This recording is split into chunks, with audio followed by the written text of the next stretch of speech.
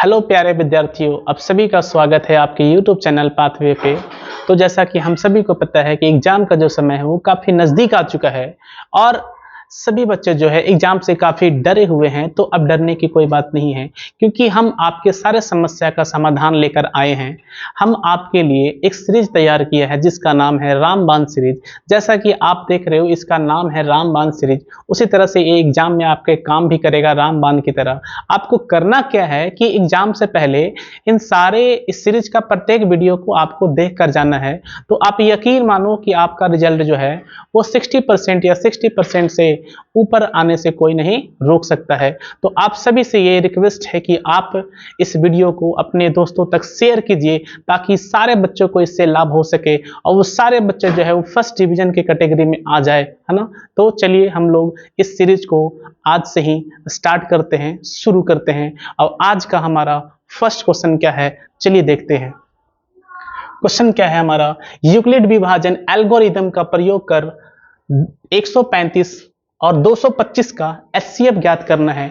तो आपको यूक्लिड विभाजन एल्गोरिथम का प्रयोग करना है और 135 और 225 का आपको क्या निकालना है, एचसीएफ निकालना है। कैसे निकालते हैं हम लोग इसको, जरा ध्यान से देखिएगा, जरा गौर से देखिएगा। करना क्या है, आपको पहले आपको लेना है 135 है और 225 है। बताओ इसमें सबसे बड़ा कौन है, तो 225 है। तो सबसे पहले हम 225 को पकड़ेंगे। हमने ले लिया 225। अब आपको कैसे काम करना है वो जरा ध्यान देना। आपको पहले यहाँ डिवाइड का लगा देना है। जैसे हमने यहाँ पे ले लिया है 225 ले लिया है। अब 225 का हमें भागा लगाना है 135 से। 225 का हमें भागा लगाना है कितना से, बोलो 135 से। तो अगर आप 225 को 135 से भागा लगाइएगा तो ये एक बार में लग जाएगा, ये हो जाएगा हमारा 135, है ना, एक बार में लग गया। अब बताओ कि यहाँ से घटाना है तो 5 में से 5 गया तो बचेगा कितना, बोलो 0 बच गया। और 12 में से 3 गया, कितना बच गया, बोलो 9 बच गया, है ना। तो हमारा यहाँ से कितना आ गया, बोलो 90 आ गया। आपको करना क्या है, इस 135 को फिर से यहाँ पे रखना है। हमने यहाँ पे 135 को ले लिया, 135 को हमने फिर से ले लिया। अब बताओ कि आप ये कितने बार में लगाइएगा, तो ये 90 है, यहाँ पे 135 है, तो ये एक बार में लग जाएगा। तो हमने यहाँ से लिख दिया 1, यहाँ से लग जाएगा ये 90। अब इसको घटा देना है तो 5 में से 0 जाएगा तो बचेगा 5 बचेगा। और यहाँ से 13 में से 9 गया तो ये शायद लगता है 4 बचेगा। कितना बचेगा, बोलो 4 बचेगा। तो ये 45 हो गया, ठीक है। अब फिर से हम उसी स्टेप को फॉलो करेंगे, फिर से 90 को नीचे लेके आएंगे। तो ये 90 हमारा नीचे आ गया। अब ये कितने बार में लगेगा, तो अब देखो ध्यान से कि ये 2 बार में लगेगा। 45 दूना 90, ये हो जाएगा हमारा 2, यहाँ हो जाएगा 90। अब हम यहाँ पे स्टॉप हो जाएंगे। क्या हो जाएंगे, बोलो यहाँ पे स्टॉप हो जाएंगे। अब इसी सीक्वेंस को हम लोग यहाँ पे अरेंज करते हैं। ये 225 था, अब हमने लिया था 135। तो 135 का हमने मल्टीप्लाई कितने बार में किया था, बोलो एक बार में किया था। कितना बच गया, बोलो 90। तो प्लस में हमें करना होता है 90, है ना। क्यों, क्योंकि आप 225 को क्या लिख सकते हो, 135 इंटू 1 अब प्लस में 90, ठीक है। आप पकड़ना किसे, ध्यान देना। अब फिर से आपको पकड़ना है 135 को, फिर से आप उठा के लाओगे से, बोलो 135 को फिर से आप उठा के लाइए। अब 135 उठ के आ गया। अब बताइए आप उसे कितना से लगाए थे, 90 से लगाए थे। कितने बार में लगाए थे, तो आप लगाए थे उसे एक बार में। कितना बचा था, आपका बचा था 45, तो हमारा हो गया ये 45। फिर करना क्या है आपको कि फिर से आपको उठाना किसको, बोलो 90 को। तो फिर से हम 90 को उठाएंगे। कितने बार में 90 को उठा लिया हमने, कितने से लगाएंगे, बोलो 45 से लगाएंगे। कितने बार में लगा था, बोलो 2 बार में। तो यहाँ से हो जाएगा भाई आपका 2 हो जाएगा। कितना बच गया, बोलो 0 बच गया। यहाँ से हो गया हमारा 0 बच गया, है ना। तो जैसे ही आपका 0 बच जाता है आप वहां पे थोड़ा सा स्टॉप हो जाइए। और आपका देखो 0 जो है वो कितने पे भागा लगाने से लगा था, तो वो 45 से हम लोग जब भागा दिए थे तो हमारा रिमाइंडर कितना बचा था, बोलो 0 बचा था। तो ये जो 45 है ना, ये 45 जो होता है वो होता है हमारा एचसीएफ। क्या होता है, तो एचसीएफ होता है। तो हम नीचे में लिखेंगे क्या कि 225 135, इसका जो HCF होगा वो कितना होगा, तो हम बोलेंगे 45। कितना हो जाएगा, बोलो 45 हो जाएगा। तो हम बोलेंगे 225 और 135 का जो HCF हो जाएगा वो कितना हो जाएगा, 45 हो जाएगा। तो जब भी आपको यूक्लिड विभाजन एल्गोरिदम का प्रयोग करके एचसीएफ निकालना हो तो आपको करना क्या है कि पहले आपको इस तरह से काम कर लीजिए, उसके बाद क्या करना है आपको लिखना है, पहले 225 को आप यहाँ पे रख दो, उसके बाद क्या करो कि कितना से भागा दे रहे हो आप 135 से, तो आप यहाँ पे लिख दो, ठीक है। आप भागा कितने बार में दिए हो, एक बार में, तो आपको यहाँ पे लिख देना है ना। जो भी रिमाइंडर बचता है, जो भी शेषफल बचता है, आप उसको यहाँ पे लिख दो 90, ठीक है। अब करना क्या है, फिर से आगे बढ़िए, फिर से आप 135 को पकड़िए, यहां लेकर आइए, कितना से भागा देना उसे 90 से, तो 90 लिख दिए। कितनी बार में लगा, एक बार में, देखो यहाँ पे एक लिख दिया है ना। अब कितना बच गया बोलो, 45 बचा, तो प्लस में 45 हो जाएगा। अब करना क्या है, फिर से 90 को पकड़ना है, तो ये 90 हो गया। कितने से भागा दिए, 45 से, 45 से। कितने बार में दिए, 2 बार में, तो देखो 2 यहां से लिख दिया हमने। कितना बच गया बोलो, 0, तो यहाँ 0।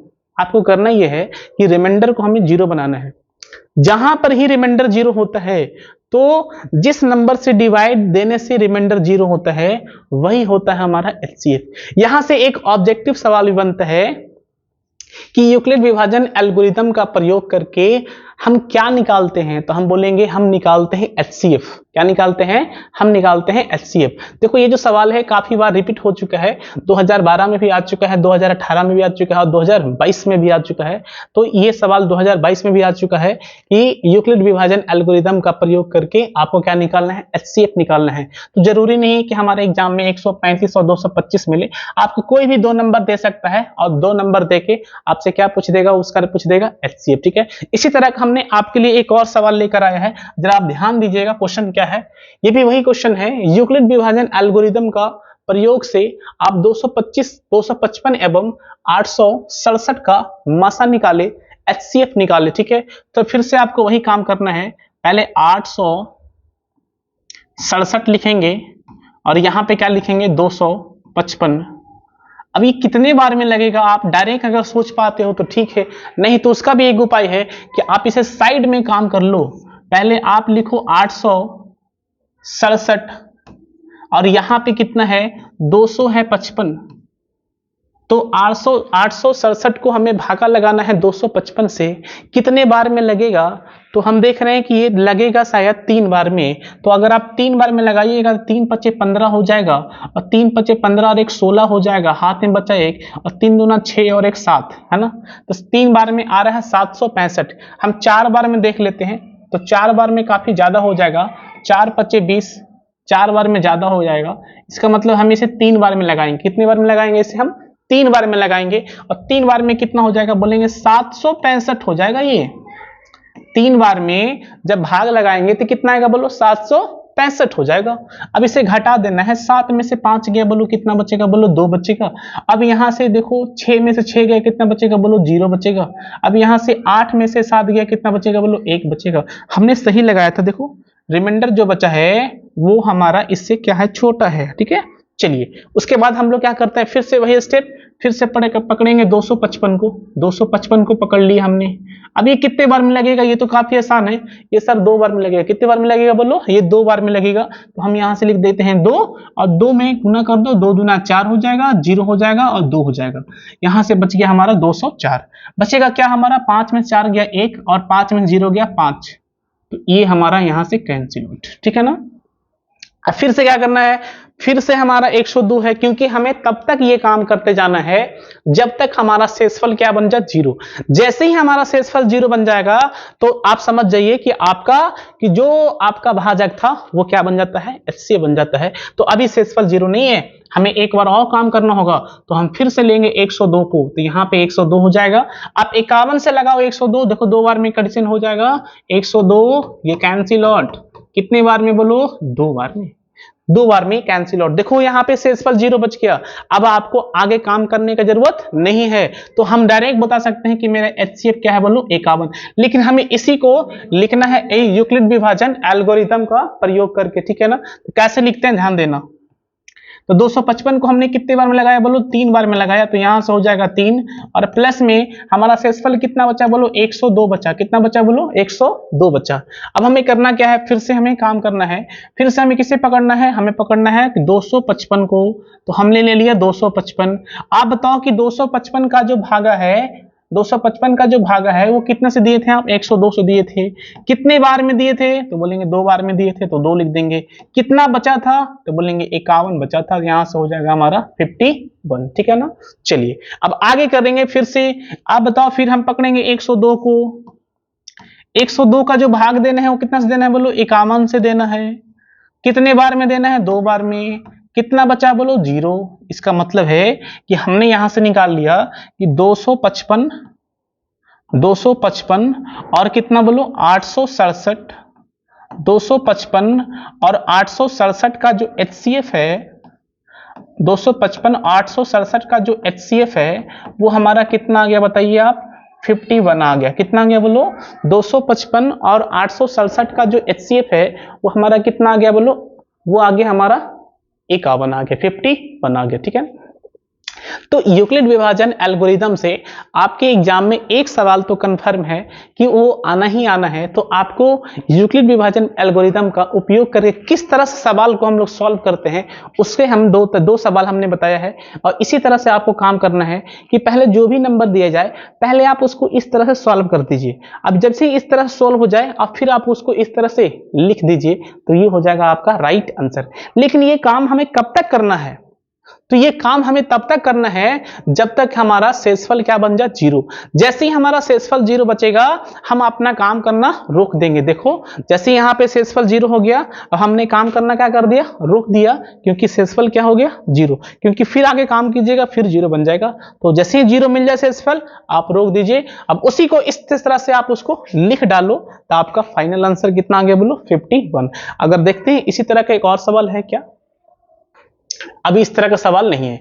एक सवाल इस तरह से आपके एग्जाम में पूछेगा कि दो संख्याओं का मसा दिया जाएगा या लसा दिया जाएगा और हमसे क्या पूछा है, उनमें से एक संख्या 26 है ना। तो इसी तरह का सवाल आपके एग्जाम पूछा जाएगा और मसा लसा और दो संख्याओं का गुणनफल है ना। ये 4 पॉइंट है, इसी 4 पॉइंट पे आपको 3 पॉइंट देगा और इसमें से कोई भी एक पॉइंट पूछ दिया जाएगा आपसे, है ना। तो उसके लिए हमें क्या करना है कि हम आपको एक फॉर्मूला बताते हैं, आपको उस फॉर्मूला को याद रखना है। और उस फॉर्मूला में 4 पॉइंट है और 4 पॉइंट में से एक पॉइंट आपको अननोन होगा, नहीं पता होगा, और 3 पॉइंट आपको दिया जाएगा और उसी एक पॉइंट को आपको निकालना है जो आपको नहीं पता है। कैसे निकालते हैं ध्यान दीजिएगा। फॉर्मूला पहले आपको हम बता देते हैं। ये फॉर्मूला क्या है जरा ध्यान दीजिए। वो फॉर्मूला ये है कि पहली संख्या गुना दूसरी संख्या बराबर होता है मासा गुना लसा। तो पहली संख्या गुना दूसरी संख्या जो है वो किसके बराबर होता है बोलो, मासा गुना लसा से। एक सवाल आपके एग्जाम में कंफर्म मानो कि ये ऐसा मिलना ही मिलना है, 99% बोलो ये तो कंफर्म है कि एक सवाल हमारे एग्जाम में ऐसा मिलेगा ही मिलेगा। क्यों, क्योंकि इसमें किस तरह का सवाल है आता है, देखो इसमें 4 पॉइंट आपको दिया है, पहली संख्या दूसरी संख्या मासा है और लसा है ना। तो इसमें से हमें क्या है, 4 पॉइंट में से कोई भी 2 पॉइंट 3 पॉइंट हमें दे दिया जाएगा और एक पॉइंट हमसे पूछ लिया जाएगा।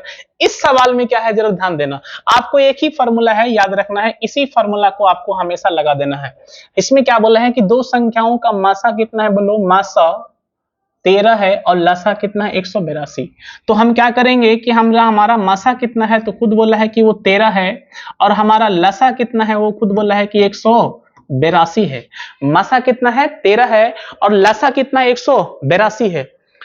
बोला यदि उनमें से एक संख्या 26 है तो हमने मान लेते हैं कि वो संख्या जो है पहला ही 26 है और हमें क्या निकालना है दूसरी संख्या।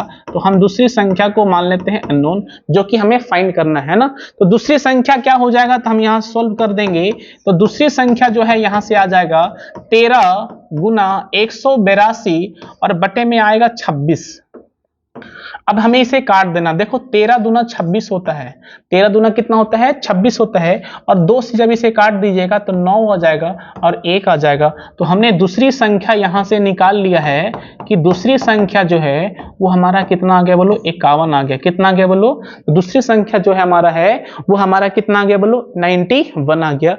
तो आपको करना ही है कि इस फॉर्मूले का अपने दिमाग में सेट कर लेना है कि पहली संख्या गुना दूसरी संख्या जो है वो किसके बराबर होता है, तो बोलेंगे मासा गुना लसा के बराबर होता है। और बताएं हम आपको कि 4 पॉइंट में से 1 पॉइंट आपको गाइड कर देगा और कोई भी 3 पॉइंट आपको दे देगा, ठीक है ना। जैसे इसमें क्या पूछा है, दूसरी संख्या, जो हमने नेक्स्ट वाले सवाल लिया है उसमें देखिए क्या पूछा गया है।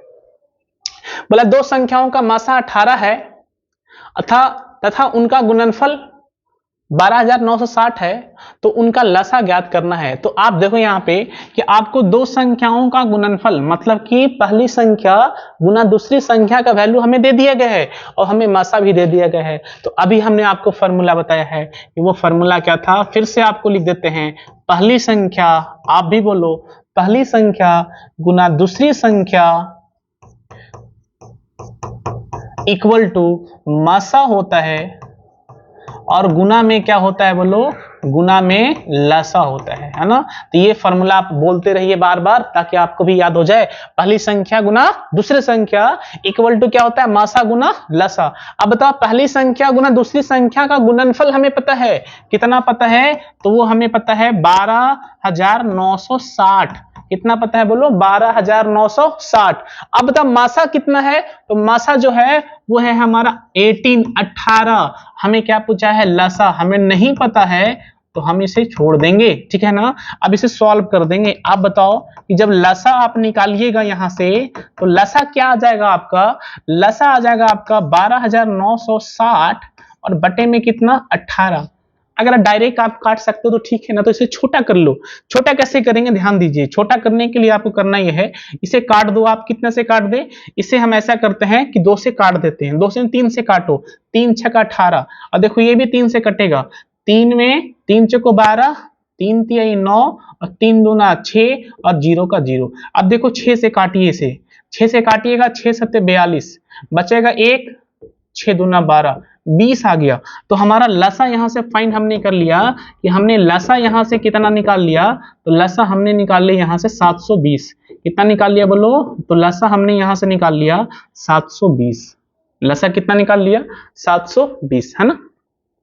तो आपको हम बताया कि इस सीरीज में जितना भी क्वेश्चन जो है ना वो इस तरह से डिजाइन किया गया है कि इसी तरह से सवाल आपके एग्जाम में आने वाला है ना।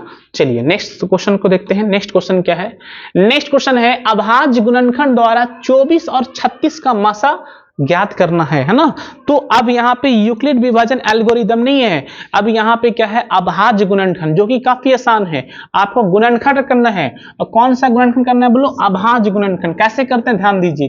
पहले आप 24 को पकड़ो, अब सबसे छोटा नंबर कौन है, 2। अब 2 से ट्राई करते हैं, क्या ये कटता है, तो 2 से ही कटेगा 1 बार में और ये 2 बार में। फिर 2 से कटेगा ये कितने बार में, 6 बार में। फिर 2 से कटेगा कितने बार में, 3 बार में। तो हमने इसका काम तो कर दिया, ठीक है ना। अब आगे बढ़ेंगे। आगे कौन सा नंबर, उसको भी पकड़िए। वो कौन सा नंबर है, 36 है। कितने बार में, बोलो, 36 को लगाएंगे 2 बार में, 18 आ जाएगा। फिर लगेगा 2 बार में तो 9 आ जाएगा। फिर लगेगा 3 बार में तो कितना आ जाएगा, बोलो, 3 आ जाएगा। तो दोनों को हमने अभाज्य गुणनखंड तो कर दिया। अब करना क्या है, दोनों को हमें लिखना है। कैसे लिखना है, ध्यान देना। एग्जाम में आपको मैथ तो आना चाहिए लेकिन साथ साथ बनाने आना चाहिए इस तरह से, ताकि आपका कोई कॉपी पढ़कर सही तरीके से समझ सके कि आप का जो सवाल पूछा गया है उसके तरह से आपने आंसर दिया है या नहीं। तो बनाने के साथ साथ आपको तरीका भी सीखना है कि किस तरह से हम सवाल को सही तरीके से लिखे, है ना। तो पहले 24 लिख देंगे, उसके बाद इन सारे फैक्टर को आप लिखो। तो लिखो 2, फिर है 2, फिर है 2 और फिर है 3, हो गया ना।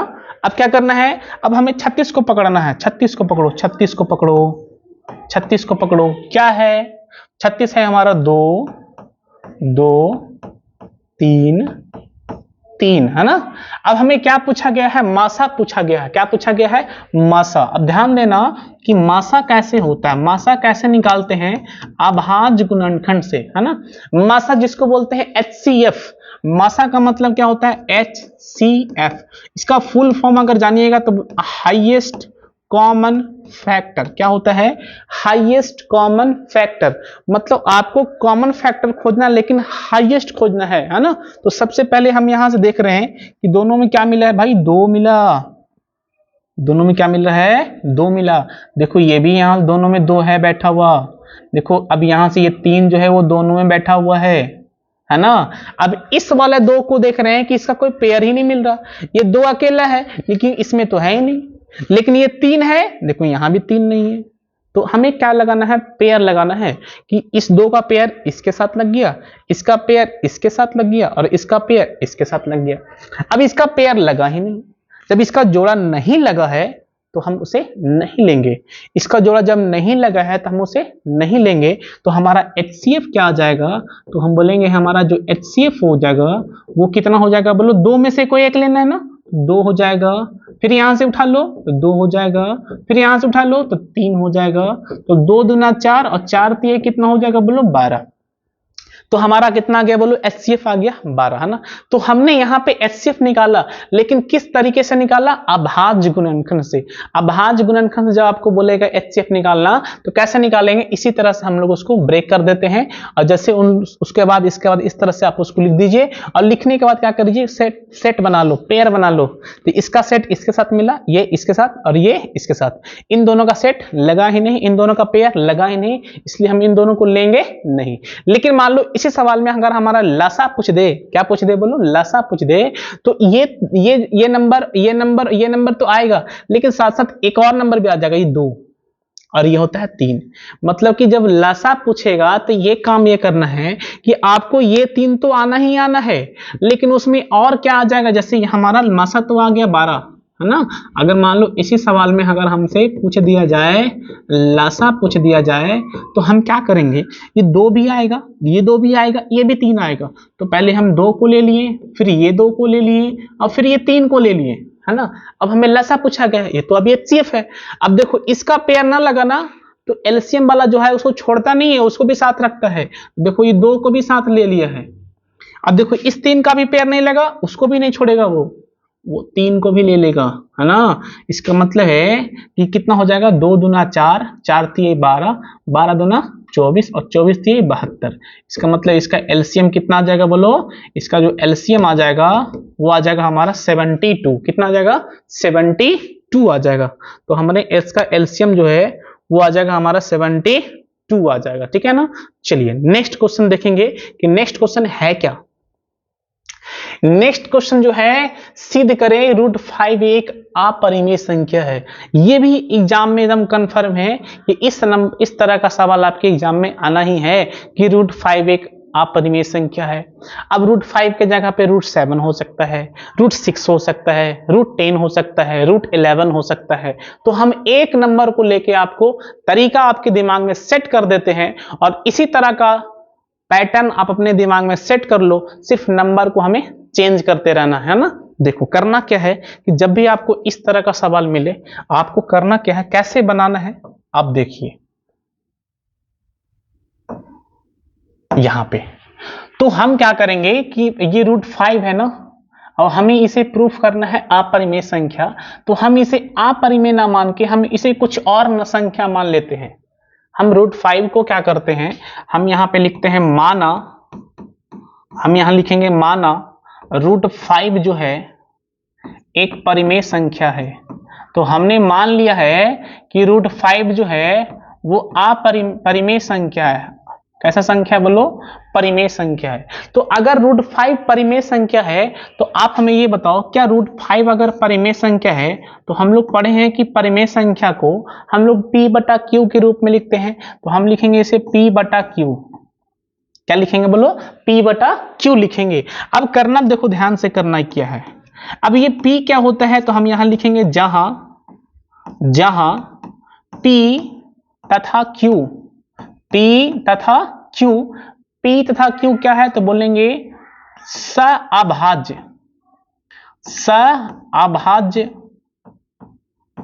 पूर्णांक संख्या। सअभाज्य क्या है, बोलो पूर्णांक है ना। तो हम बोलेंगे P तथा Q जो है सअभाज्य पूर्णांक है। सअभाज्य पूर्णांक का मतलब है कि उसमें जो कॉमन फैक्टर होना चाहिए वो कितना होना चाहिए, बोलो 1 होना चाहिए, 1 के अलावा कोई कॉमन फैक्टर नहीं। जैसे हमने यहाँ पे लिख देंगे 7/8। अब बताओ कि 7 और 8 में क्या मिला, तो बोलेंगे 1 मिल रहा है, इसके अलावा कुछ मिल नहीं रहा। इसका मतलब ये कैसा है, बोलो सअभाज्य, है ना। चलिए नेक्स्ट देखना, आगे करना क्या है और फिर हमें क्या करना है, यहाँ पे और भी लिख देना है Q नॉट इक्वल टू 0। हाँ, Q का वैल्यू 0 नहीं होना चाहिए, Q नॉट इक्वल टू 0। अब अगला स्टेप हमें क्या करना होगा, जरा वो भी देखिए। अगला स्टेप आपको करना ये है, आपको दोनों तरफ वर्ग करना है। तो हम अगले स्टेप में लिखेंगे दोनों ओर वर्ग करने पर, तो हमें दोनों ओर कर देना है वर्ग। तो जैसे ही आप दोनों ओर वर्ग कर दीजिएगा तो ये हो जाएगा √5 का स्क्वायर, ये हो जाएगा हमारा √5 का स्क्वायर, और ये हो जाएगा हमारा P/Q का स्क्वायर, मतलब कि P स्क्वायर, और बटे में क्या हो जाएगा बोलो, Q स्क्वायर हो जाएगा। इसको अगर सॉल्व कीजिएगा तो जरा बताइए कि ये कितना हो जाएगा बोलो, 5 है ना। ये हो जाएगा तुम्हारा P स्क्वायर, और ये बटा में कितना हो जाएगा बोलो, Q स्क्वायर हो जाएगा। अब इसे थोड़ा सा सॉल्व करना है और बाकी कुछ नहीं करना, ध्यान दीजिएगा। ये देखो, आप क्या करो, इसका एक जो Q है ना, इस 5 में मल्टीप्लाई करो, है ना।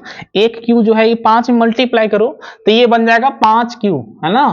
तो ये बन जाएगा हमारा, कितना बन जाएगा बोलो, ये 5Q, क्या हो गया, अच्छा हाँ, तो ये बन जाएगा हमारा 5Q। तो ये हमारा बन गया है 5Q। और इधर में क्या बन गया बोलो, ये इधर में बचा है P स्क्वायर और बटे में Q, P स्क्वायर बटे में Q। बस इतना ही काम करना है, इसके बाद सिर्फ लॉजिक लिखना है। अब बताइए 5Q है ना। तो जरा ध्यान से देखिए कि ये 5Q क्या है। तो आप देखो कि 5 तो पूर्णांक है, 5 क्या है, 5 जो पूर्णांक है, और Q क्या है, Q भी पूर्णांक ही था। देखो यहाँ पे हमने लिखा है Q क्या है, पूर्णांक है। तो 5 भी पूर्णांक है और Q भी पूर्णांक है। जब दोनों को गुना कीजिएगा तो वो क्या होगा, वो भी पूर्णांक होगा। इसका मतलब है कि ये पूर्णांक संख्या है। इसका मतलब क्या है कि ये क्या संख्या है, ये पूर्णांक संख्या है। लेकिन आप देखो कि ये क्या है, P स्क्वायर बटा Q, तो ये तो हमें भिन्न दिख रहा है।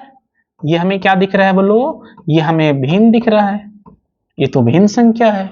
तो देखो कि आपका लेफ्ट साइड क्या है, तो लेफ्ट साइड जो है वो पूर्णांक संख्या है, और राइट साइड हमें क्या मिल गया, वो भिन्न संख्या है। तो आप हमें ये बताओ, क्या पूर्णांक संख्या जो है क्या वो भिन्न संख्या के बराबर हो सकता है। तो हम बोलेंगे पूर्णांक संख्या जो है वो भिन्न संख्या के बराबर नहीं होता है। पूर्णांक संख्या अलग होता है और भिन्न संख्या अलग होता है। लेकिन हमारा यहाँ पे दोनों क्या हो गया बोलो, बराबर हो गया। ऐसा क्यों हो गया, क्योंकि हम जो माने हैं वो गलत माने हैं। हमने क्या माना है, √5 एक परिमेय संख्या है। इसका मतलब है कि हमने गलत माना है, क्योंकि हमने तो उसे मान लिया परिमेय संख्या, जैसे ही उसे माने परिमेय संख्या, और यहां आके देख रहे हैं क्या, ये बन गया है पूर्णांक और ये क्या बन गया है, भिन्न। और पूर्णांक संख्या और भिन्न संख्या कभी एक दूसरे के बराबर नहीं होते हैं, है ना। इसका मतलब है कि जो हमने माना है वो क्या माना है, गलत माना है ना। तो हम यहाँ पे नीचे में तर्क देंगे कि यहां हमें प्राप्त हुआ है पूर्णांक संख्या इक्वल टू पूर्णांक संख्या भिन्न संख्या के बराबर है ना। पूर्णांक संख्या किसके बराबर है बोलो, हम यहाँ क्या लिखेंगे, यहां हमें प्राप्त हुआ है कि पूर्णांक संख्या जो है वो भिन्न संख्या के बराबर है, लेकिन पूर्णांक संख्या भिन्न संख्या के बराबर संभव नहीं है। हम फिर आगे लिखेंगे, अतः हमारा माना हुआ जो मान्यता है वो गलत है कि √5 एक परिमेय संख्या है। फिर नीचे में हम लोग लिखेंगे, इसीलिए √5 एक कैसा है बोलो, अपरिमेय संख्या। तो यहाँ के बाद फिर से आप सुन लीजिए कैसे लिखना है। तो हम यहाँ पे लिखेंगे, यहाँ हमें प्राप्त हुआ है पूर्णांक संख्या बराबर क्या, भिन्न संख्या, है ना, जो कि संभव नहीं है। फिर आगे लिखेंगे, हमारा माना हुआ कथन जो है वो गलत साबित हुआ कि √5 एक परिमेय संख्या है। फिर नीचे लिखेंगे, इसीलिए √5 एक कैसा है बोलो, अपरिमेय संख्या। तो इसी तरह से आपको काम करना है। जैसे मान लो कि एग्जाम में √5 ना दे के वो √7 दे दे, तो यहाँ 7 हो जाएगा, यहाँ 7 हो जाएगा, यहाँ 7 हो जाएगा, तो यहाँ पे 7 आएगा, तो यहाँ भी 7 आएगा। लॉजिक तो वही है, आपको तरीका तो वही सेट कर देना है। और फिर करना क्या है, बस आपको फिर एक पॉइंट चेंज करना है, आपको नंबर को चेंज करना है ना। तो इस तरह का सवाल देखो 2018 में भी आया है, 15 में भी आया है और 14 में आया है। लेकिन अब थोड़ा सा सवाल का जो पैटर्न है थोड़ा सा चेंज कर दिया गया है। आपको इस तरह से सवाल दिया जाएगा एग्जाम में कि 5 - 2 √3 एक परिमेय संख्या नहीं है, इसका मतलब क्या है, अपरिमेय संख्या। वो इनडायरेक्ट में वही तो पूछ रहा है कि 5 माइनस 2√3 जो है वो कैसे संख्या है, अपरिमेय संख्या है। तो हमें फिर से वही काम करना है, फिर से देखिए लॉजिक लगाएंगे, फिर से लिखेंगे माना, क्या मानेंगे कि 5 माइनस 2√3 एक परिमेय संख्या है। 5 माइनस 2√3 जो है वो कैसा संख्या है, तो बोलेंगे 5 माइनस 2√3 जो है हमने मान लिया कि वो परिमेय संख्या है। फिर से वही कहानी चलेगा कि अगर ये परिमेय संख्या है तो आप इसे लिखो P बटा Q के रूप में। किसके रूप में बोलो, P बटा Q के रूप में। फिर से हम वही लाइन लिखेंगे कि जहां P और Q पूर्णांक संख्या है और Q नॉट इक्वल टू 0, उसके बाद यहाँ पे आपको एक लाइन लिखना है कि जहां P और Q पूर्णांक संख्या है और Q नॉट इक्वल टू 0, उसके बाद आपको करना क्या है, नेक्स्ट स्टेप देखिए ध्यान से, आपको इस नंबर को उधर कर देना है और इस नंबर को इधर कर देना है। जैसे आप इसे उठा के उधर लेके चले जाओ तो ये हो जाएगा 2√3, 2 रूट कितना हो जाएगा बोलो, 3 हो जाएगा। और इस नंबर को उठा के इधर लेके आ जाओ तो ये हो जाएगा तुम्हारा 5 और माइनस में P बटा Q, माइनस में कितना बोलो, P बटा Q। तो आप ध्यान देना कि यहां से क्या हो जाएगा, ये हो जाएगा √3, है ना, 2 से डिवाइड कर दो सबको तो ये हो जाएगा 5 बटा 2, ये हो जाएगा माइनस में P और बटा में 2 क्यूब, P और बटा में 2 क्यू। तो इधर में देखो क्या है, √3 है ना, और इधर में हमारा ये है। तो इस नंबर को तो हम लोग पहले ही प्रूफ कर चुके हैं कि ये अपरिमेय संख्या है ना। अब जरा इसको जरा देखिए ध्यान से, आप ये 5 बटा 2 माइनस से 5 बटा 2 माइनस में P बटा 2 क्यू क्या है, तो हम देख रहे हैं कि ये P बटा Q तो परिमेय संख्या था ना। अब परिमेय संख्या में कुछ घटा भी दीजिएगा या कुछ जोड़ भी दीजिएगा तो वो कैसा होगा, वो भी एक परिमेय संख्या होगा। इसका मतलब है ये तो परिमेय संख्या है, लेकिन ये कैसा नंबर है, ये तो अपरिमेय संख्या है। तो ये तो परिमेय संख्या मिला और ये कैसा मिला, अपरिमेय संख्या। तो हम यहाँ पे नीचे में क्या लिखेंगे, यहाँ हमें प्राप्त हुआ कि अपरिमेय संख्या जो है, अपरिमेय संख्या परिमेय संख्या के बराबर है, जो कभी संभव नहीं है। इसीलिए हमारा माना हुआ कथन जो है वो गलत है कि 5 माइनस 2√3 एक परिमेय संख्या है। इसीलिए नीचे में लिखेंगे, इसीलिए 5 माइनस 2√3 जो है वो कैसा संख्या है, तो बोलेंगे वो जो संख्या है वो अपरिमेय संख्या है। क्या संख्या है बोलो, अपरिमेय संख्या है। तो इस तरह का सवाल जो है ना, देखो पिछले साल भी पूछा गया है, इसी तरह का सवाल है ना। तो लॉजिक वही है जो हमने बताया है, उसी तरह से आपको सिस्टम से इसको लिख देना है, ठीक है। चलिए नेक्स्ट हम लोग आगे चलेंगे। आगे देखो काफी आसान सवाल है कि 0.16 उसके ऊपर में है रेकरिंग, और को हमें लिखना है P बटा Q के रूप में। किसके रूप में बोलो, P बटा Q के रूप में। ये काफी आसान सवाल है, देखिए जरा ध्यान से कैसे करते हैं इसको, जल्दी में कैसे करेंगे देखो ध्यान से। सबसे पहले आप इसे मान लो कि माना 0.16 के ऊपर रेकरिंग है ना, इसको हमने मान लिया x। हमने कितना मान लिया बोलो, इसको हमने मान लिया है x। अब देखा ध्यान दीजिए, आपको करना क्या है कि x बराबर कितना है बोलो, तो बोलेंगे 0.16। ऊपर में रेकरिंग का मतलब क्या होता है कि वो नंबर बार बार रिपीट कर रहा है। इसका मतलब जब इसको खोलेंगे तो लिखेंगे 16 और इस तरह से ये काम जो है ना वो चलता जाएगा, है ना। चलिए अब आगे क्या करना है जरा ध्यान दो, हम आगे करेंगे दोनों तरफ गुना कर देंगे। क्या कर देंगे, दोनों तरफ गुना कर देंगे। तो हमने इसको मान लेते हैं, चलो 1, इसको 1 भी मान लो, इसको आप 1 मान लो। आप कर लो दोनों तरफ गुना, तो दोनों तरफ आप 100 से गुना करो। यहां पे लिख सकते हो आप कि दोनों ओर 100 से गुना करने पर, तो दोनों ओर हमें क्या करना है, 100 से गुना करना है। तो आपको दोनों ओर क्या करना है, तो बोलेंगे दोनों ओर हमें 100 से गुना करना है। तो 100 से जब गुना कर दीजिएगा तो ये क्या बन जाएगा, तो ये मेरा बन जाएगा 100x। क्या बन जाएगा बोलो, ये मेरा बन जाएगा 100x। इसको थोड़ा सा और मोटा कर लो, तो ये मेरा बन जाएगा, हटो, ये मेरा बन जाएगा 100x, है ना। ये 100x बचेगा। जब इसको गुना कीजिएगा 2 पॉइंट शिफ्ट हो जाएगा, तो ये हो जाएगा 16, ये पॉइंट 16 16 और इस तरह से ये चलता जाएगा। आप इसे मान लो 2, कितना मान लिया हमने इसे, हमने इसे मान लिया 2, तो एक हमने इसे माना, 2 हमने इसे माना। अब तुम्हें करना क्या है ना कि 2 को घटा देना है। समीकरण 2 को हमें समीकरण 2 को समीकरण 1 से घटा देना है। तो 2 को जैसे ही आप 1 से घटा दीजिएगा तब क्या होगा, तो समीकरण 2 ये है और समीकरण 1 ये है, हमें क्या करना है, घटाना है। तो घटा दीजिए। तो आप बताओ कि 100x में से x चला जाएगा तो कितना बचेगा, क्या 90x बचेगा कि नहीं बचेगा, तो बोलेंगे हाँ बचेगा। ठीक है, चलिए आप बताओ हमें कि 16.16161616 में से 0.161616 घटा देंगे तो ये देखो पॉइंट के बाद जो है ये सारा नंबर तो घट जाएगा, तब बचा क्या, 16 बचेगा। तो हम यहाँ पे डायरेक्ट लिखेंगे 16। क्या लिखेंगे बोलो, हम डायरेक्ट लिख देंगे 16। ठीक है ना। आप बताओ कि x का वैल्यू कितना आ जाएगा, तो बोलेंगे 16/99, 16/99 में, है ना। तो x का वैल्यू हमने कितना ले लिया बोलो, 16/99 आ गया। कितना आ गया बोलो, x का वैल्यू आ गया 16/99। ठीक है ना। अब ये 16/99 जो है वो किस फॉर्म में लिखा हुआ, बोलेंगे p/q के फॉर्म में लिखा हुआ, p/q के फॉर्म में लिखा हुआ है। और हमें इस वैल्यू को p/q के फॉर्म में ही तो लिखना था, तो कितना लिख दिया, 16/99। तो यही है मेरा राइट आंसर, तो ये हमारा आ गया आंसर, है ना। तो इस तरह का सवाल भी आपके एग्जाम में पूछा जाएगा।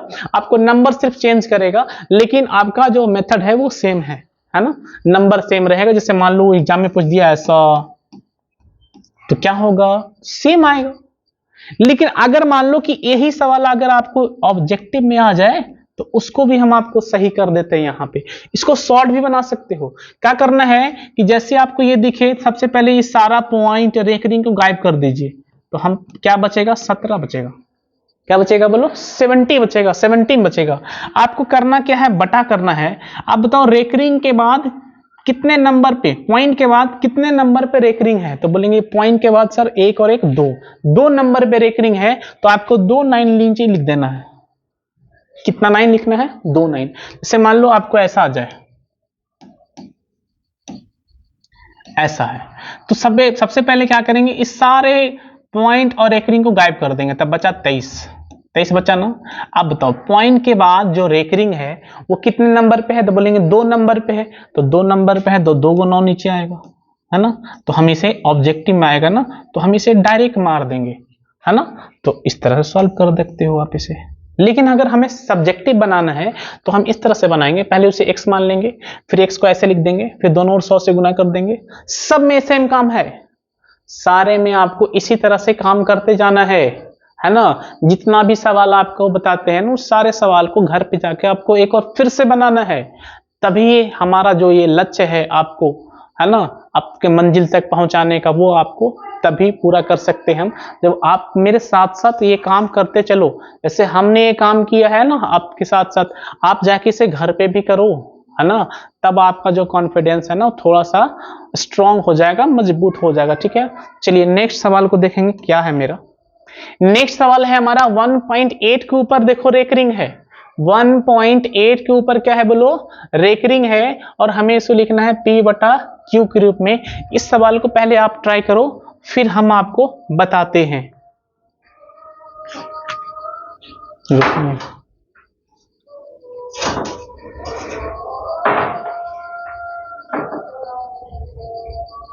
देखो इस सवाल को कैसे जल्दी बनाएंगे वो भी जरा ध्यान दीजिएगा। हमारा क्या है 1.8 है ना, 1.8 के ऊपर रेकरिंग है ना।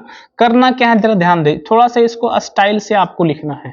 पहले तो आपको 1 जो है ना, 1 को 1 रख दीजिए। आपको करना क्या है कि 8 है, 8 को हमने लिख दिया। अब रेकरिंग किस पे था बोलो, 8 पे था ना, तो रेकरिंग 8 पे था और 1 नंबर पे था ना, तो 1 9 नीचे आ जाएगा।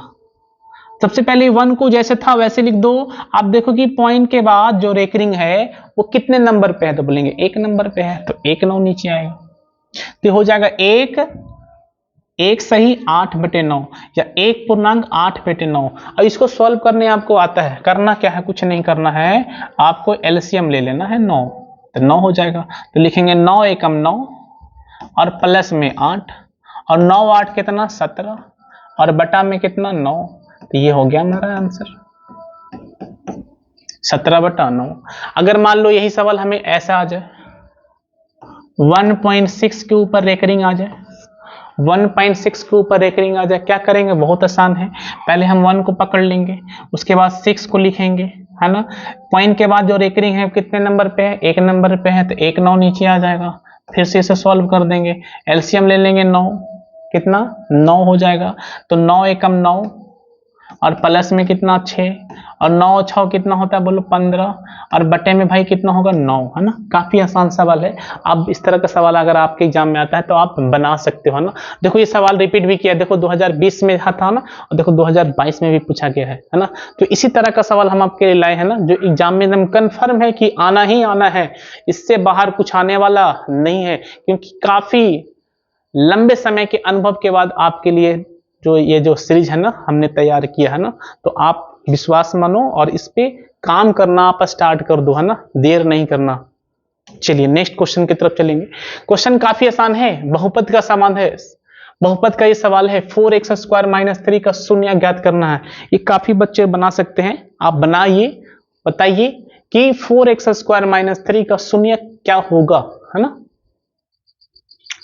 तो 4x² हमारा है, 4x² है और -3, इसका क्या निकालना है? शून्यक निकालना है। तो आप इसे क्या मान लो? आप इसे मान लो इक्वल टू 0, है ना। जब भी आपको निकालना हो शून्यक, तो आप उस वैल्यू को क्या मानो? 0 के बराबर, तब आप उसका शून्यक निकाल सकते हो।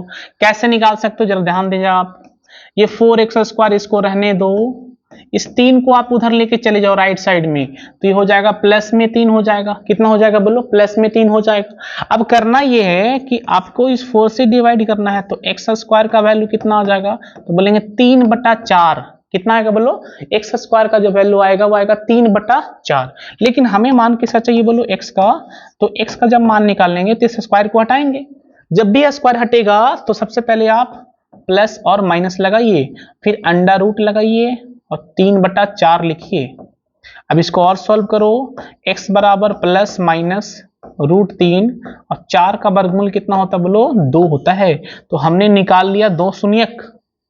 2 शून्यक क्या है? प्लस √3/2 और माइनस √3/2, है ना। तो इस तरह से हमारा सवाल पूछा जाएगा ना, तो इस तरह से हमें आंसर देना है ना। तो इस तरह का सवाल भी आपके एग्जाम में देखो पूछा हुआ 2022 में भी और 2016 में भी दिया हुआ है ना।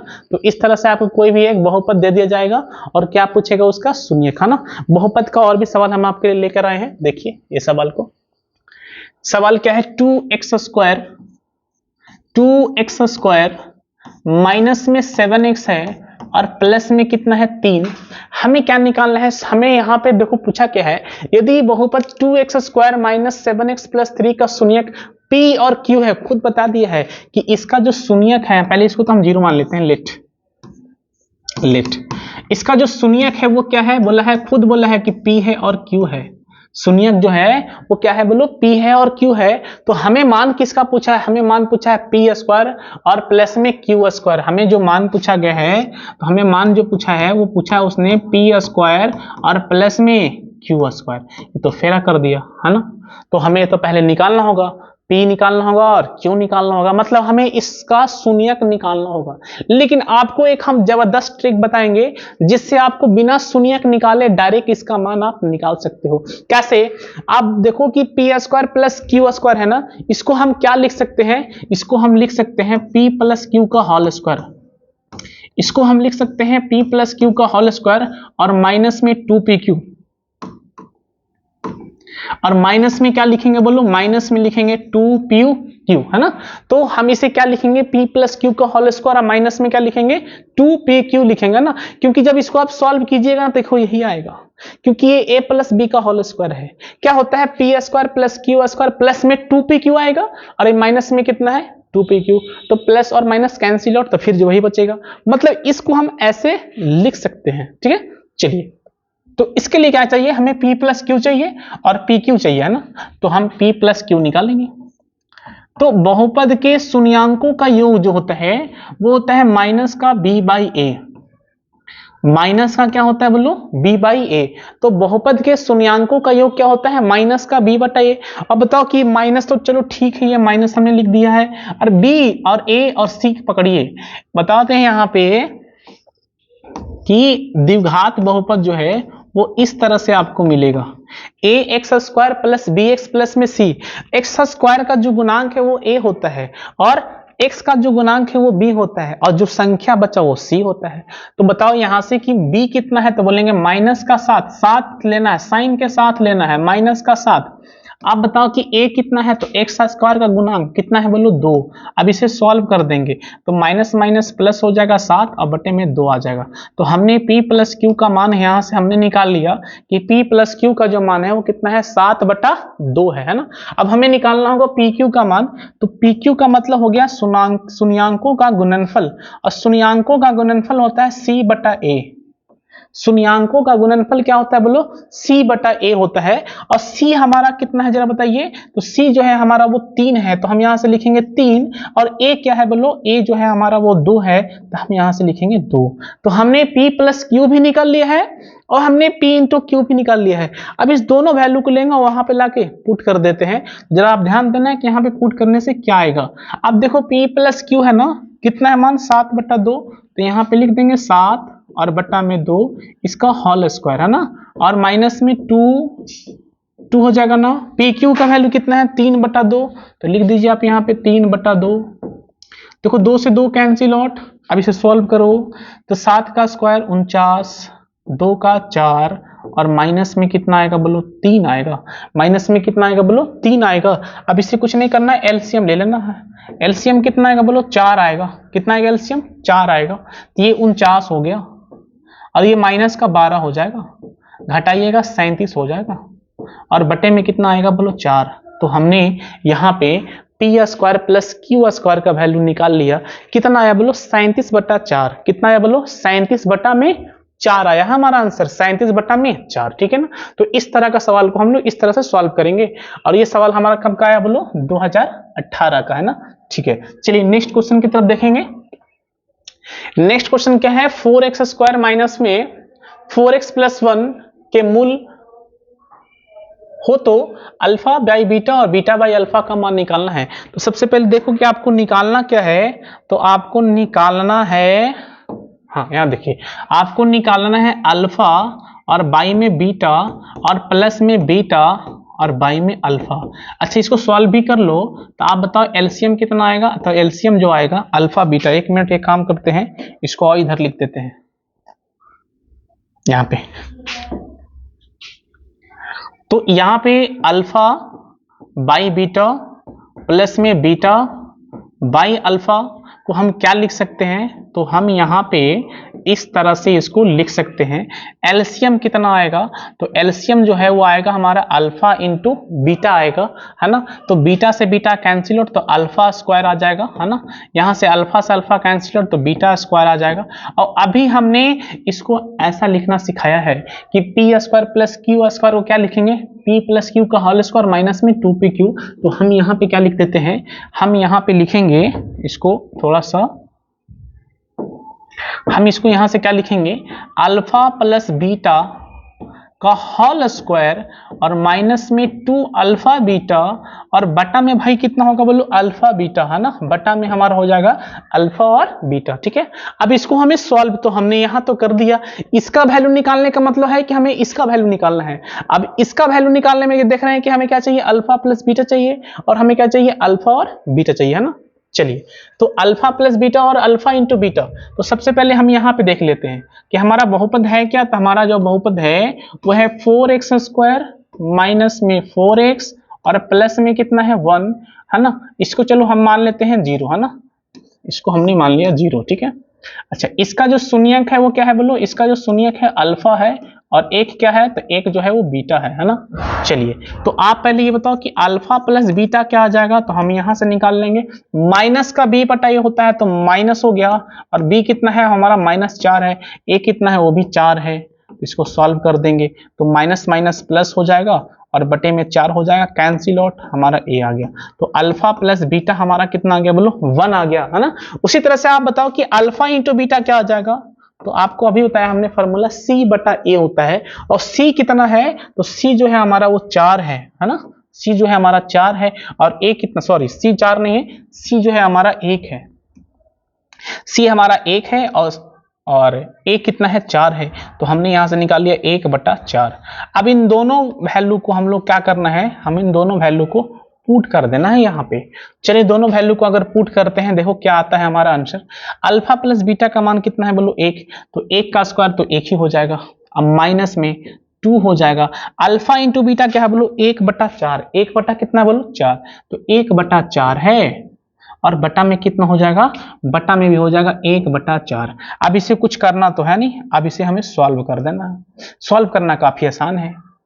कैसे आसान है, तो आप इसे क्या करो कि आप इसे एलसीएम ले लो, ऊपर में 4 1 का एलसीएम 4, ठीक है ना। आप देखो यहां से हो जाएगा 4, और यहां से हो जाएगा 2, और नीचे रहने दो 1 बटा 4। अब देखो 4 से 4 कैंसिल आउट, 4 से 4 जो है वो कैंसिल आउट होगा, तो ऊपर में बचा हमारा 4 माइनस 2 कितना बोलो 2, है ना। नीचे में कुछ बचा ही नहीं, नीचे में तो 1 ही बचा है, तो हमारा फाइनल जो आंसर आया है वो कितना आ गया बोलो 2 आ गया। कितना आ गया बोलो 2 आ गया। तो इस तरह का सवाल भी आपसे एग्जाम में आता है। ये सवाल 2019 में भी आ चुका है, और पिछले साल भी आ चुका है, ये 2023 में भी आ चुका है, कि आपको इस तरह से वो पूछ दिया जाए अल्फा बाय बीटा और बीटा बाय अल्फा, तो हम लोग उसको इसी तरह से काम करेंगे, है ना। चलिए, लेकिन उसके लिए आपको तरीका याद रखना है कि अल्फा प्लस बीटा क्या होता है, माइनस का बी बटा ए, है ना। अल्फा प्लस बीटा जो है वो क्या होता है, माइनस का बी बटा ए होता है, और अल्फा इंटू बीटा क्या होता है, सी बटा ए होता है, ठीक है। चलिए नेक्स्ट क्वेश्चन की तरफ चलेंगे, और नेक्स्ट क्वेश्चन क्या है, बोला है एक त्रिघाती बहुपद ज्ञात करें जिसके शून्यक हमें दिया हुआ है 3 है, -1 है और -2 है ना। तो हमें 3 वैल्यू दिया हुआ है, 3 -1 और -2, ठीक है। तो सबसे पहले जानो त्रिघात बहुपद के बारे में। तो त्रिघात बहुपद,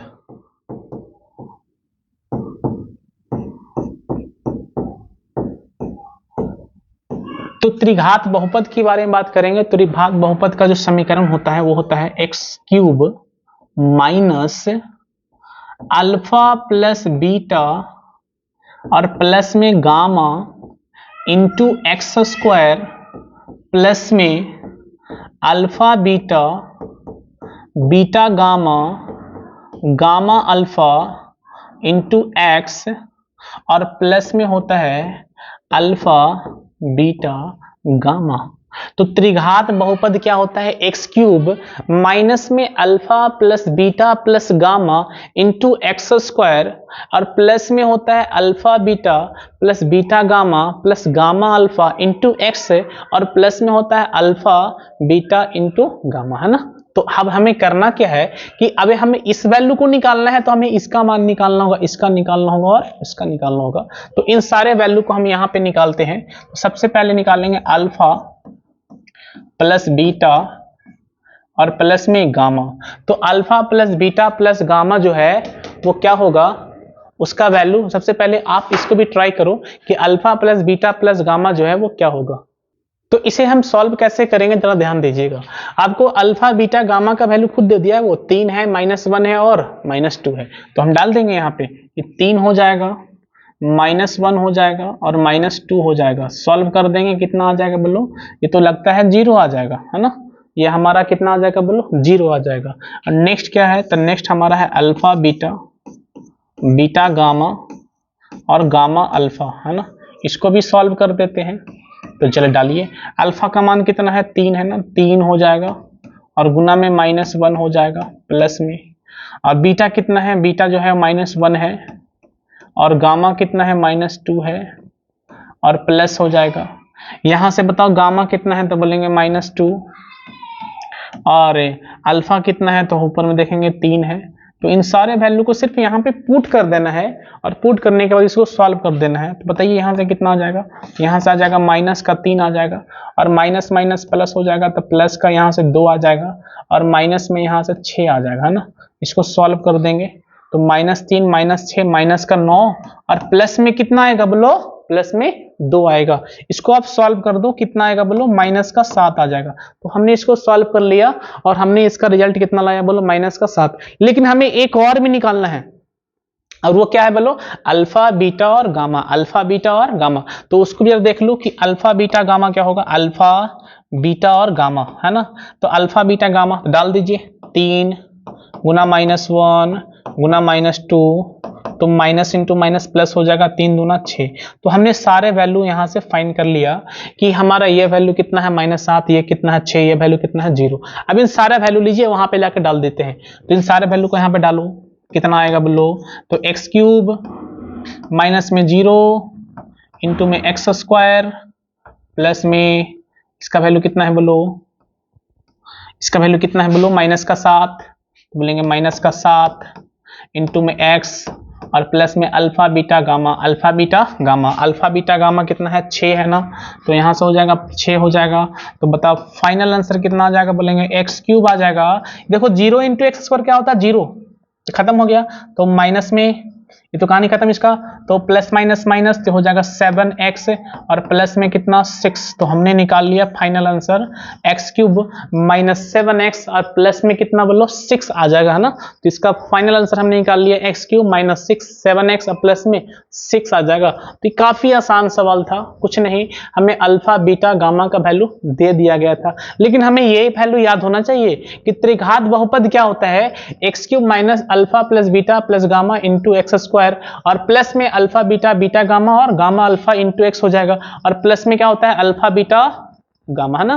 तो ये हमें फार्मूला तो याद होना चाहिए, ये तो सारा बच्चा बना लेगा लेकिन फार्मूला याद रखेगा तब तो आपको ये फार्मूला जो है आपको याद रखना है ना, तभी इस तरह का सवाल आप बना पाइएगा। ठीक है, चलिए नेक्स्ट काफी आसान सवाल दिया गया फिर से, यहाँ पे x² होगा।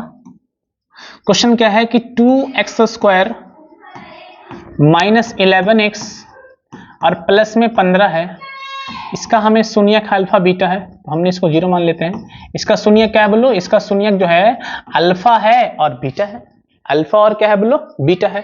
तो सबसे पहले हम निकालना है 1/अल्फा 1/बीटा। तो आप सबसे पहले निकाल लो कि अल्फा प्लस बीटा क्या होगा, तो बोलेंगे माइनस का b बाई ए होता है, तो माइनस b कितना है, माइनस का 11 है और a कितना है, तो a जो है वो हमारा 2 है। सॉल्व कर दो इसे, माइनस माइनस प्लस 11/2, 11 बटा कितना आ गया 2। तो अल्फा प्लस बीटा जो है वो हमारा आ गया 11/2। अच्छा अल्फा इंटू बीटा भी आप निकाल लो कि अल्फा इंटू बीटा का वैल्यू कितना होता है, तो अल्फा इंटू बीटा होता है c/a, तो हो जाएगा हमारा 15/2 ये c है और हमारा ये a है, ये a b c, तो 15 बटा कितना 2। अब जरा इसको पकड़ो कि ये है क्या, तो आप देखो कि 1/अल्फा प्लस 1/बीटा को सॉल्व करने से क्या मिलता है। तो एलसीएम हम बताइए कि कितना हो जाएगा, अल्फा इंटू बीटा हो जाएगा ना, तो अल्फा से अल्फा कैंसिल आउट, तो ऊपर में जाएगा बीटा और बीटा से बीटा कैंसिल आउट, ऊपर में आएगा अल्फा। तो ऊपर में आ गया बीटा प्लस अल्फा और नीचे में आ गया अल्फा इंटू बीटा, और इन दोनों का वैल्यू हम निकाल के बैठे हुए हैं कि 11/2 है या 15/2 है। तो हम यहाँ पे रख देते हैं कि ये हो जाएगा हमारा 11/2 और ये हो जाएगा हमारा 15/2। देखो 2 से 2 कैंसिल आउट, तो क्या बच गया, तो बच गया ऊपर में 11 और नीचे में 15। तो हमने इसका भी आंसर निकाल लिया है 11/15 है ना। तो काफी आसान सवाल है, आप इसी तरह का सवाल आपके एग्जाम में आता है। और हमने कहां तक सवाल पहुंच गए बोलो, हम लोग क्वेश्चन नंबर 14 तक पहुंच चुके हैं ना। तो आपको फिर से एक बार बता दे रहे हैं कि आपको मेरे साथ साथ खुद पे भी काम करना होगा कि जितना भी सवाल हम आपको बताते हैं उन सारे सवाल को जाकर आपको घर पे एक बार फिर से बनाना होगा, तभी आपको जो हमने विश्वास दिलाया है ना, वो आप पूरा हो पाएगा ना। तो आप भी थोड़ा सा एफर्ट लगाइए, हम भी एफर्ट लगाएंगे, तब जाके हमारा लक्ष्य जो है वो पूरा हो पाएगा। चलिए तो नेक्स्ट क्वेश्चन हम देखते हैं। नेक्स्ट क्वेश्चन क्या है, 15 नंबर क्या है, यदि बहुपद 3x² minus 3x² plus 4x plus 2k का एक शून्य कितना है -2, तो k का मान निकालना है। ये सवाल 2022 में आया हुआ है, ठीक है ना। तो हमें k का मान निकालना है, ठीक है। तो कैसे निकालते हैं ध्यान दीजिए। सबसे पहले ये बहुपद है ना, तो आप यहां से क्या करो कि इस बहुपद को आप कुछ मान लो। चलो हमने इसको मान लिया p ऑफ x और इसको हमने लिख दिया 3x² और प्लस में 4x और प्लस में 2k है ना, 3x² प्लस में 4x प्लस में 2k, तो प्लस में 2k है ना। अब करना क्या है कि इसका एक शून्य क्या है बोलो -2, तो अगर हम -2 डालेंगे तो बताइए कि p ऑफ -2 कितना आएगा, तो हम बोलेंगे 3 गुना -2 का स्क्वायर प्लस में 4 इंटू माइनस में 2 और प्लस में 2k आ जाएगा, है ना। अब इसको सॉल्व कर दो, इसको सॉल्व कर दीजिएगा तो हो जाएगा 3, माइनस का स्क्वायर कितना होता है, प्लस होता है ना, 2 का स्क्वायर कितना होता है बोलो, 4 होता है। अच्छा, माइनस प्लस माइनस हो जाएगा, 4 दूना 8 हो जाएगा और प्लस में कितना हो जाएगा बोलो, 2k हो जाएगा। कितना हो जाएगा बोलो, 2k हो जाएगा। तो आप बताइए हमें, ये 4 थी तो 12 हो गया, ये माइनस का 8 हो गया और प्लस में कितना हो गया बोलो, 2k हो गया।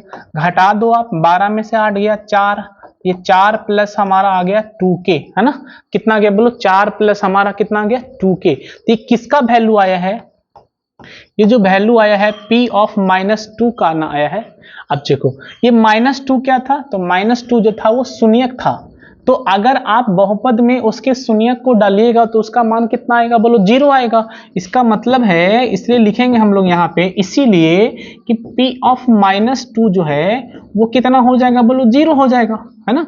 और p ऑफ -2 का वैल्यू हम लोग निकाल चुके हैं, 4 + 2k, 4 और प्लस में कितना बोलो, 2k इक्वल टू कितना बोलो, 0 हो जाएगा।